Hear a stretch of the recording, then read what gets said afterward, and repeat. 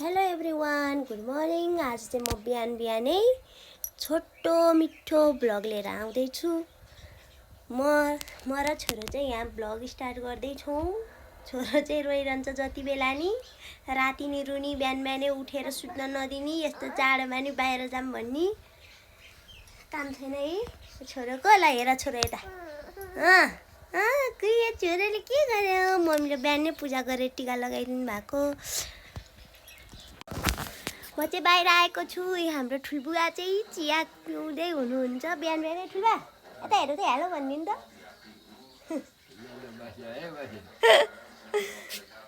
ठुलाले चिया पिउँदै हुनुहुन्छ। हाम्रो पानी परेर एकदमै चिसो छ है। अब मौसम चाहिँ यस्तो छ, एकदम धेरै। हिजो दिनभरि बिहानदेखि पानी परेछ। अझै नि आज नि हामीलाई सुरसार छैन है। धान पाकेर काट्ने बेला भएको छ। धान अस्ति धानको पाँजा नसुकेर एकदमै बिजोग ताल परेको। धान अब कति शुक्रबारसम्म पानी पर्छ भने के अरे। आज त भर्खरै बुधबार हुँदैछ।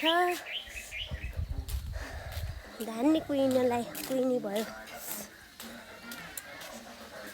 म चाहिँ भित्र आएँ। लाइट कति मन परेन। मैले चाहिँ अब खाजा बनाउनुको लागि रेडी गर्दै हुनुहुन्छ। मम्मी हेलो भन्नु त। मम्मीलाई चाहिँ रिस उठ्यो गाइस। यहाँ हाम्रो रुन्चे छोरा चाहिँ रुँदैछ है। Hello baby, hello. कता टोपी ताने त नि, यता हेर्देऊ न, यता हेर्नु। रुँदै हुनुहुन्छ रुन्चे छोरा, रोइनु भयो।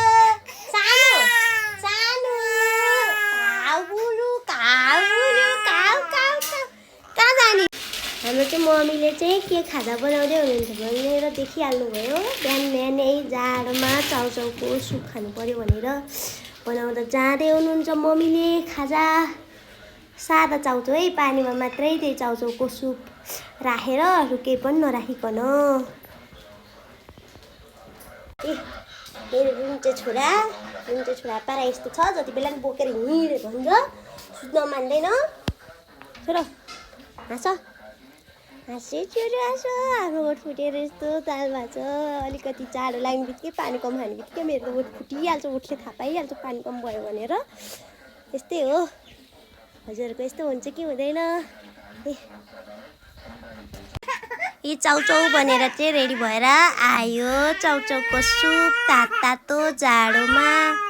यस्तै छ गाइस, हाम्रो बिहानै यस्तै खाजा खाइन्छ। खाना जाँदैछु। भुइँमा राख्नु हुँदैन, रोएर एउटा चाहिँ यत्तिकै हो। बोकेर हिँड्नुपर्छ खालि जति बेला नि। रागे मिठो छ। हेलो, अब चाहिँ म तरकारी काट्नको लागि जाँदैछु।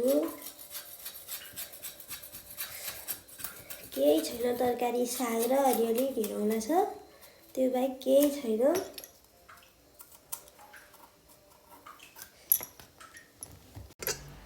अब चाहिँ आलु काट्नको लागि जाँदैछु।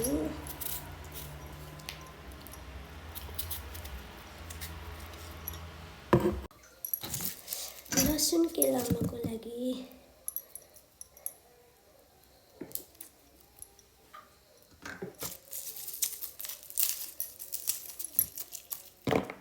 एक गाडी आयो। गाडी चाहिँ गोठा जानको लागि आयो। आज त खाली गएको छ त गाडी त। एउटा होली भन्दा मान्छे छैन, खाली गयो है आज चाहिँ गाडी। कहिल्यै गाडी यसरी खाली जान्थेन, आज चाहिँ खाली गयो गाडी। म चाहिँ तरकारी पकाउन लागेको। अब पाकिसकेपछि देखाउँछु है त। अब हेर्नु, यहाँ जाडो लागेर जाडो लाग्यो आफैलाई चाहिँ। जाडो लाग्यो मलाई। मम्मी हाँसेर आउनु भयो। जाडो लाग्यो। दबाईले ठिक भयो? यो छाती दुखेर छाती दुखेर। ल गाइस, तरकारी चाहिँ पाक्यो। घिरौलाको तरकारी के घिरौला तरकारी। ल हेर्नुहोस् है। अब खाना चाहिँ अहिले बुवा आएपछि खाने। आजलाई यति नै छोटो मिठो मिनी ब्लग। सबैजनाले हेरेर साथ दिनु होला। Bye bye, see you tomorrow.